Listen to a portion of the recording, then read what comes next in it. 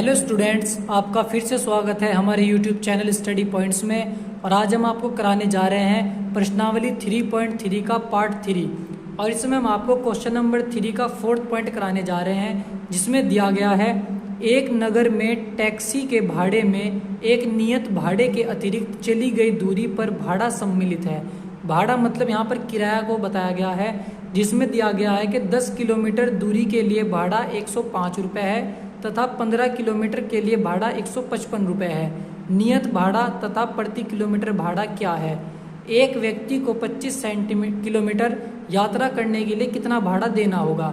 यानी कि यहाँ पर दो किराए की बात की गई है। एक है नियत भाड़ा यानी कि जो लोकल किराया है, और एक है प्रति किलोमीटर का। तो हमें दोनों भाड़े को निकालना पड़ेगा। इसके लिए सबसे पहले हमें करना क्या है, हम मान लेंगे कि माना टैक्सी का जो नियत भाड़ा है, जो लोकल किराया है, वो x रुपये है तथा प्रति किलोमीटर यानी कि जितने किलोमीटर हमें एक्स्ट्रा चलना है उसके लिए हमारे पास जो भाड़ा है वो हमारे पास y रुपये है। इतना करने के बाद हमें कंडीशन दी गई है कि 10 किलोमीटर के लिए जो भाड़ा है वो 105 रुपये है। तो हम लिखते हैं कि 10 किलोमीटर दूरी के लिए जो भाड़ा है हमारे पास वो निकालने के लिए होगा, पहले तो उसमें लेना पड़ेगा हमें नियत किराया या नियत भाड़ा, यानी कि जो हमारा नियत भाड़ा है वो ऐड करना पड़ेगा और प्लस करना पड़ेगा हमें इसमें 10 किलोमीटर का भाड़ा। अब जो हमारा नियत किराया है, नियत भाड़ा है, उसे हमने x मान रखा है, तो नियत भाड़े की जगह x आ जाएगा, प्लस यहाँ पर 10 किलोमीटर के लिए 10, और जो प्रति किलोमीटर का भाड़ा है वो हमने y माना है तो y आ जाएगा यहाँ पर। तो ऐसे आ जाएगा हमारा x प्लस 10y। और 10 किलोमीटर दूरी के लिए जो भाड़ा है वो हमें दिया गया है कितना, 105 रुपये। तो यानी कि x प्लस 10y बराबर आ जाएगा 105 रुपये। ये हमारी समीकरण नंबर 1 बन जाएगी पहली कंडीशन से। फिर हम क्वेश्चन को आगे पढ़ेंगे। क्वेश्चन में दिया गया है कि 15 किलोमीटर के लिए भाड़ा 155 रुपये है। तो हम ऐसे ही करेंगे, अब की बार 15 किलोमीटर के लिए निकालेंगे।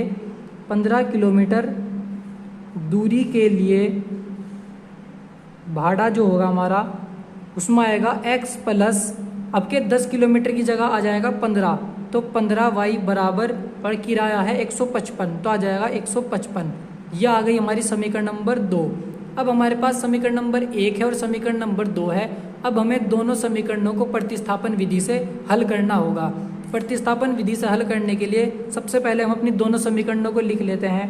पहली समीकरण है हमारे पास x प्लस 10y बराबर 105, ये 1 पहली समीकरण है, और दूसरी समीकरण भी हम लिख लेते हैं। इतना करने के बाद हमें पहली समीकरण में से x का मान निकालकर दूसरी समीकरण में रखना होगा। तो पहली समीकरण में से हम x का मान निकालेंगे। x का मान निकालने के लिए 10y प्लस का है, इधर इसे माइनस में भेज देंगे, तो x बराबर आ जाएगा 105 माइनस के 10y। ये हमारे पास x का मान आ चुका है। अब हम इस x के मान को समीकरण नंबर 2 में रख देंगे।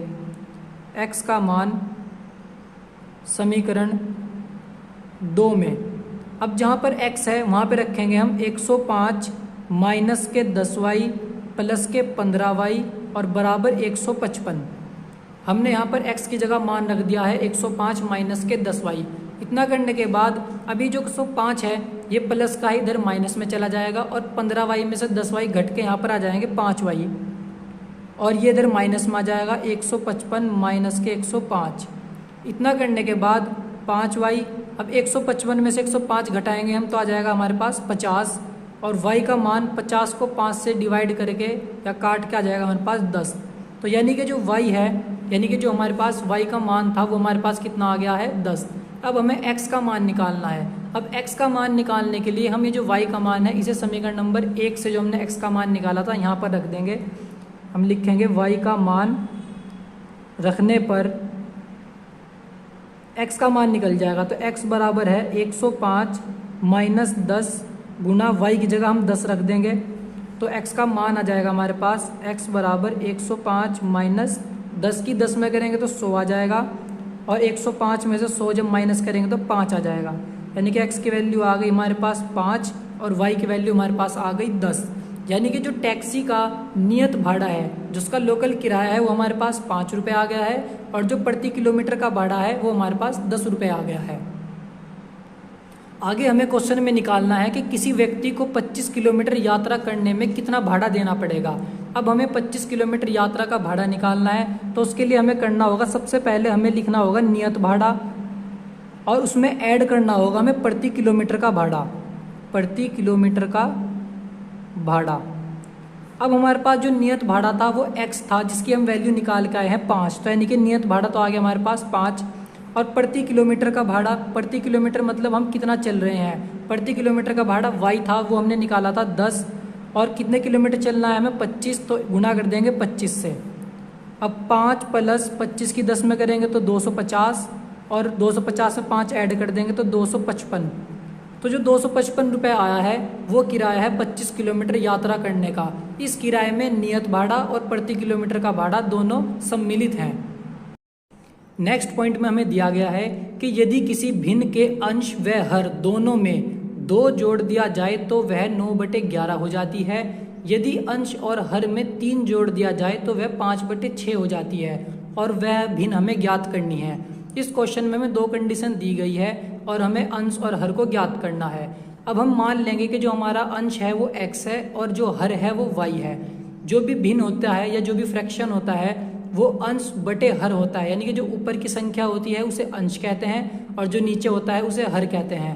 अब हमने अंश को x मान लिया तो अंश की जगह हमने x मान लिया और हर की जगह y मान लिया। अब जो हमारे पास भिन्न है वो हमारे पास है x और y, जिसका हमें मान निकालना है। अब हम अपने क्वेश्चन को पढ़ते हैं और कंडीशन को समझते हैं कि पहली कंडीशन में कहता है कि अंश व हर यानी कि x और y दोनों में 2 जोड़ने पर भिन्न 9/11 हो जाती है। तो हमें लिखना होगा प्रथम शर्त से या पहली कंडीशन से जो हमें कहा गया है कि अंश और हर में 2 जोड़ना है, तो x प्लस 2 और y प्लस 2, हमने अंश और हर दोनों में 2 जोड़ दिया, तो जो हमारे पास भिन्न है वो 9/11 हो जाती है, तो बराबर आ जाएगा 9/11। इतना करने के बाद अब हमें यहाँ से समीकरण बनानी है, तो हमें क्रॉस मल्टीप्लाई करनी पड़ेगी। तो 11 की x में करेंगे 11x, 11 की 2 में करेंगे तो 22, अब क्रॉस मल्टीप्लाई y की 9 में करेंगे तो 9y, और 2 की 9 में करेंगे तो 18। इतना करने के बाद हमें ये y वाली टर्म को x के पास ले जाएंगे और इसे अचर पद को अचर पद पे ले जाएंगे। तो 11x, ये 9y इधर माइनस में आ जाएगा और ये 22 इधर माइनस में चला जाएगा। इतना करने के बाद हमारे पास समीकरण आएगी 11x माइनस के 9y, और जब 22 में से 18 घटाएंगे तो माइनस के 4। ये समीकरण नंबर हमारी 1 बन जाएगी। दूसरी कंडीशन में हमें दिया गया है कि इस बार यदि हम अंश और हर में 3 जोड़ दिए तो जो भिन्न है वो 5/6 हो जाएगी। तो यानी कि यदि हम अंश में और हर में यानी कि x प्लस के 3 बटे y प्लस के 3 अंश और हर में 3 जोड़ दें तो भिन्न 5/6 हो जाती है। इतना करने के बाद हम क्रॉस मल्टीप्लाई करेंगे, 6 की x में करेंगे तो 6x, 6 की 3 में करेंगे तो 6 × 18, 5 की y में करेंगे तो 5y, 5 की 3 में करेंगे तो 15। इतना करने के बाद हम इस 5y को x की तरफ ले जाएंगे तो 6x माइनस के 5y, और इधर ये 18 माइनस में चला जाएगा और हमारे पास ये आ जाएगा। इतना करने के बाद 6x माइनस के 5y, और 18 में से जब 15 माइनस करेंगे तो माइनस के 3 आ जाएगा, और ये समीकरण नंबर 2 बन जाएगी। तो हमने दोनों कंडीशन से अपनी दोनों समीकरणें बना ली हैं। अब हम इनमें x और y के मान को ज्ञात करेंगे। अब हमारे पास 2 समीकरणें आ गई हैं, पहली समीकरण और दूसरी समीकरण। अब हम पहली समीकरण में से x का मान निकालेंगे। तो x का मान निकालने के लिए हमें इस 9y को माइनस से इधर प्लस में भेजना पड़ेगा, और ये जो 11 यहाँ x के साथ मल्टीप्लाई में है या गुना में है उसे इसे भाग में भेजना पड़ेगा। तो हमारे पास x का मान आ जाएगा माइनस के 4 प्लस के 9y और बटे 11। ये हमारे पास x का मान आ गया है, जिसे हमें समीकरण नंबर 2 में रखना है। ठीक, अब हम लिखते हैं कि समीकरण 2 में x का मान रखने पर अब 6x की जगह हम x का मान रख देंगे जो है माइनस के 4 प्लस के 9y और बटे 11, और माइनस के 5y और बराबर माइनस के 3। हमने x की जगह x का मान रख दिया है। अब अंदर गुणा करेंगे, 6 की 4 में करेंगे तो 6 चौक 24, प्लस 6 की 9 में करेंगे तो 6 नम 54y, और माइनस के 5y और अपॉन में आ जाएगा 11, और बराबर माइनस के 3। इतना करने के बाद हम 11 की गुणा माइनस के 5 में करेंगे ताकि पूरे के अपॉन में 11 आ जाए। तो माइनस के 24 प्लस के 54y और माइनस के 11 पंजे 55y और 11 ऐसे क्रॉस मल्टीप्लाई करने की वजह से पूरे के अपॉन में आ जाएगा और साइड में माइनस के 3। अब ये जो 11 है ये अपॉन में यानी कि भाग में है, इसे इधर गुणा में भेज देंगे। तो माइनस के 24 प्लस 55y और ये 54y, तो यहाँ से घट जाएंगे तो बचेंगे यहाँ पर माइनस के 1y, तो यहाँ पर माइनस के 1y बच जाएंगे और 11 की माइनस के 3 में करेंगे तो माइनस के 33 आ जाएगा। इतना करने के बाद ये माइनस के 24 को हम इधर प्लस में भेज देंगे तो यहाँ पर बचेगा माइनस के y, इधर माइनस के 33 और प्लस के 24। घटाने के बाद माइनस के 33 में से हम 24 को घटा लेंगे तो हमारे पास आ जाएगा माइनस के 9। इधर भी माइनस है लेफ्ट हैंड साइड में और इधर भी माइनस है, तो माइनस से माइनस कैंसिल हो जाएगा, y का मान आ जाएगा हमारे पास 9। अब हम इस y के मान को समीकरण नंबर 3 में यानी कि जो हमने x का मान निकाला था यहाँ पर रखेंगे ताकि x का मान आ जाए। अब हम जो y का मान है वो यहाँ पर रख देंगे तो x बराबर आ जाएगा माइनस के 4 प्लस 9 गुणा y का मान है 9 और अपॉन में है हमारे पास 11। इतना करने के बाद माइनस के 4 प्लस 9 की 9 में गुणा करके आ जाएगा 81 और अपॉन में है 11।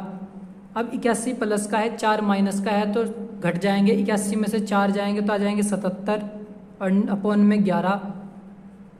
11 से 77 को डिवाइड करने के बाद आ जाएगा हमारे पास 7, तो यानी कि x की वैल्यू हमारे पास आ गई है 7 और y की वैल्यू आ गई है हमारे पास 9, यानी कि जो अंश है वो आ गया है x हमारा 7 और हर आ गया है हमारा y 9। तो हम लिख लेंगे यहाँ पर जो हमारा अंश है वो हमारे पास है 7 और जो हमारा हर है वो हमारे पास है 9 और जो हमारी भिन्न आई वो आई है हमारी 7/9, क्योंकि भिन्न होती है अंश बटे हर, तो अंश आया है 7 और भिन्न हर आई है 9, तो भिन्न बन गई हमारी 7/9 और ये इसका आंसर हो जाएगा। ये क्वेश्चन प्रश्नावली 3.3 का लास्ट क्वेश्चन है जिसमें हमें दिया गया है कि 5 वर्ष बाद जैकब की आयु उसके पुत्र की आयु से 3 गुनी हो जाएगी। 5 वर्ष पूर्व यानी कि पहले जैकब की आयु उसके पुत्र की आयु की 7 गुनी थी, तो उनकी वर्तमान आयु क्या है। इस क्वेश्चन को करने के लिए हम मान लेंगे, माना जैकब की वर्तमान आयु x वर्ष है और उसके पुत्र की वर्तमान आयु y वर्ष है, ये हम मान लेंगे। और फिर क्वेश्चन में पहली कंडीशन में हमें दिया गया है कि 5 वर्ष बाद, यानी कि हमें 5 वर्ष बाद की आयु निकालनी पड़ेगी जैकब की और उसके पुत्र की। तो हम निकाल लेंगे कि 5 वर्ष बाद जैकब की आयु x + 5, यदि वर्तमान में उसकी आयु x है तो 5 वर्ष बाद उसकी बढ़ जाएगी और x प्लस के 5 हो जाएगी। इसी तरह उसके पुत्र की y थी वर्तमान आयु, तो 5 वर्ष बाद उसके पुत्र की आयु y + 5 वर्ष हो जाएगी। अब उसने कहा गया है क्वेश्चन में कि 5 वर्ष बाद जैकब की आयु उसके पुत्र की आयु की 3 गुनी थी, तो यानी कि पहली कंडीशन हमें दी गई है कि 5 वर्ष बाद जैकब की आयु x + के 5 और 5 वर्ष बाद उसके पुत्र की आयु y + के 5 3 गुनी हो जाएगी जैकब की आयु, तो हम 3 की गुणा कर देंगे उसके पुत्र की आयु में। इतना करने के बाद x + के 5 3 की y में मल्टीप्लाई करेंगे तो 3 की y में करेंगे तो 3y प्लस 3 की 5 में करेंगे तो 3 पंजे 15। इतना करने के बाद हम 3y को x की तरफ ले जाएंगे तो x 3y यहाँ पर माइनस का आएगा और ये 5 इधर माइनस का चला जाएगा क्योंकि इधर प्लस का है। इतना करने के बाद जो पहली समीकरण बनेगी वो आएगी x - 3y और 15 में से 5 के 10। ये पहली शर्त के अनुसार हमारी पहली समीकरण बन गई है। दूसरी कंडीशन में हमें कहा गया है कि 5 वर्ष पूर्व, इस बार हमें 5 वर्ष पहले की आयु लेनी है और इस बार जैकब की आयु उसके पुत्र की आयु की 7 गुनी हो जाएगी और 7 से हमें उसमें मल्टीप्लाई करनी है। तो हम लिख लेंगे कि 5 वर्ष पूर्व जैकब की आयु x - 5 वर्ष हो जाएगी और 5 वर्ष पूर्व उसके पुत्र की आयु y - 5 हो जाएगी। पूर्व मतलब पहले तो माइनस आ जाएगा और बाद मतलब बाद में तो उसमें प्लस आ जाएगा। तो दूसरी शर्त के अनुसार जो जैकब की आयु है 5 वर्ष पूर्व की x - के 5 वो अपनी पुत्र की आयु के 7 गुनी है, तो हम इसमें 7 की गुणा कर देंगे। इतना करने के बाद हम 7 के अंदर मल्टीप्लाई कर देंगे, 7 की y में करेंगे 7y - 7 पंजे 35। अब ये 7y इधर माइनस में आ जाएगा, x - के 7y और ये माइनस का 5 इधर प्लस में चला जाएगा। और इतना करने के बाद हमारे पास जो दूसरी समीकरण है वो आ जाएगी x - के 7y और माइनस के 35 में जब हम +5 ऐड करेंगे तो घट जाएंगे, आ जाएगा माइनस के 30। ये समीकरण नंबर 2 आ जाएगी। अब हमारे पास 2 समीकरण हैं, हम प्रतिस्थापन विधि लगाकर इनका हल निकालेंगे। अब हम पहली समीकरण में से x का मान निकालेंगे। x का मान निकालने के लिए माइनस का 3y इधर प्लस में चला जाएगा और आ जाएगा x बराबर 10 प्लस के 3y। ये हमारे पास x का मान निकल चुका है जो समीकरण 1 से आया है, इसलिए इसे समीकरण 2 में रख देंगे। तो लिखेंगे x का मान समीकरण 2 में रखने पर तो x की जगह हम रखेंगे 10 प्लस के 3y। तो x की जगह रख देंगे हम 10 प्लस के 3y माइनस के 7y और बराबर माइनस के 30। अब ये प्लस का 10 इधर माइनस में चला जाएगा और माइनस के 7y में जब 3y ऐड करेंगे तो माइनस के 4y आ जाएंगे और ये इधर चला जाएगा प्लस से माइनस में 10। इतना करने के बाद जो माइनस का 30 है और ये माइनस का 10 है जुड़ जाएंगे और निशान माइनस का आएगा। 30 और 10 40। इधर भी माइनस है और इधर भी माइनस है, माइनस से माइनस कैंसिल हो जाएगा और 4 से जब 40 को डिवाइड करेंगे तो आ जाएगा यहाँ पर 10। तो y का मान है वो आ जाएगा हमारे पास 10। अब हमें x का मान निकालना है, इसलिए अब इस y के मान को यहाँ पर रख देंगे तो हमें x का मान भी मिल जाएगा। हम लिखेंगे कि y का मान रखने पर जो x का मान आएगा x बराबर 10 प्लस 3 गुना y की जगह रखेंगे हम 10 तो आ जाएगा 10 प्लस 3 की जब 10 में करेंगे तो आ जाएगा 30 और 30 प्लस 10 हो जाएगा 40। तो यानी कि हमारे पास x का मान आ गया है 40 और y का मान आ गया है हमारे पास 10। अब हमारे पास जैकब की जो वर्तमान आयु है जिसे हमने x माना था वो आ गई है 40 वर्ष और उसके पुत्र की वर्तमान आयु y का मान आया था 10 वर्ष, तो उसकी वर्तमान आयु हो गई 10 वर्ष। और यहाँ पर इस क्वेश्चन को कंप्लीट करने के बाद ये प्रश्नावली 3.3 कंप्लीट हो जाती है। और जिन स्टूडेंट्स ने हमारे पिछली वीडियो के पार्ट्स नहीं देखे हैं वो डिस्क्रिप्शन में जाकर हमारे वीडियो देख सकते हैं। और जिन स्टूडेंट्स ने हमारे चैनल अभी तक सब्सक्राइब नहीं किया है वो हमारे चैनल को सब्सक्राइब कर दें।